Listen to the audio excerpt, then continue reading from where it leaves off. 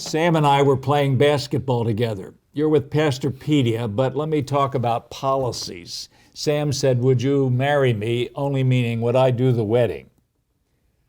If I would have thought it through and said, I can't do it, Sam, because of the kind of divorce he had had and what he had done, he would have taken it personally. But I said, I got to obey our church policy. I'm unable to do it. What are some policies? You're with Pastorpedia about policies. Boring. No, but we got to have some. With Jeff Bogue, with Jim Brown, what are some policies a church has got to have? What's one? I would say selection of officers, to know how you put someone in a spot, how you vote them in, the term, the length that they're there, if they qualify for it, so that you're just not bringing anyone in and they stay and unite them forever. So I would say policies for how you hire a pastor and or associates, who does that, and the function, which or is leadership or the board, a board of oversight. Yeah. Membership is a huge one. I've seen some of the biggest, ugliest church fights I've ever witnessed because nobody knew who the members were, who actually had authority, who didn't have that.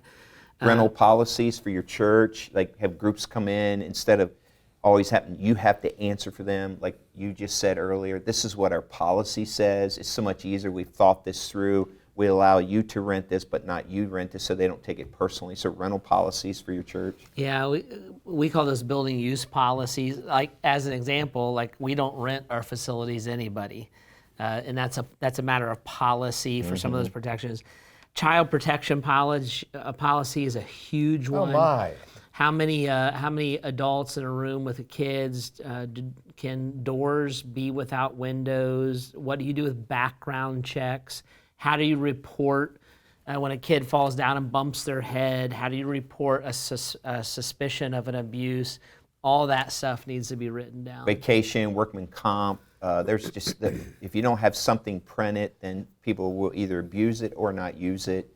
So anything that you can have written down, it just makes your role much easier. Say, hey, we've already thought about that. Here, I'll send this to you. You read it, and you respond back to me what you think. And we know from newspapers, you've got to have policies on sexual mores, laws, what a youth pastor can do, or who's going to drive home. Yep. Say something about that, the legal issue, but also the moral issue, that you don't do that in this church. Yeah, you need to have policies around anything that is the area of insurance or legalities. That's kind of one set of policies.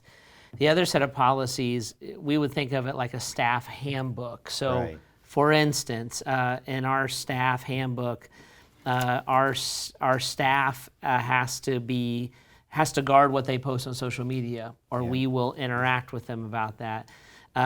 You cannot be left alone with a staff of a man and a woman, or a staff of different genders cannot drive the two of them on a long trip. All those kind of things. We would look and say, these are for your protections, for the integrity of the church. They're not legalities as much as they are staff policies. We even have counseling situations. If it's a male and female, leave the door open, make sure there's someone else in the offices too while you're there. Here's the thing, it protects you. Yeah. Because anything can be said. Yeah. So that's why it's important. And it's important that you have it, and then it's important that you use it. So like our staff handbook, you're going to have to go through a video training in order to come on to our staff and then sign off on that. So you can't just have these things on a file someplace, or you're really going to get yourself in trouble. They have to be policies that you actually enforce, that you actually use. I actually would say, do your very best not to choke your church to death with policies. Right. So I agree with you have that. to go in and like review things, cut red tape, all those kind of things. But it is a balancing act that you have to have in a society that is eager to sue, and in a society that is looking for faults within the church. This is one of the layers of protection you can put in place. It's well known today, you must have a wedding policy on who you will marry. Oh, absolutely. Or you'll get sued. Oh, yeah.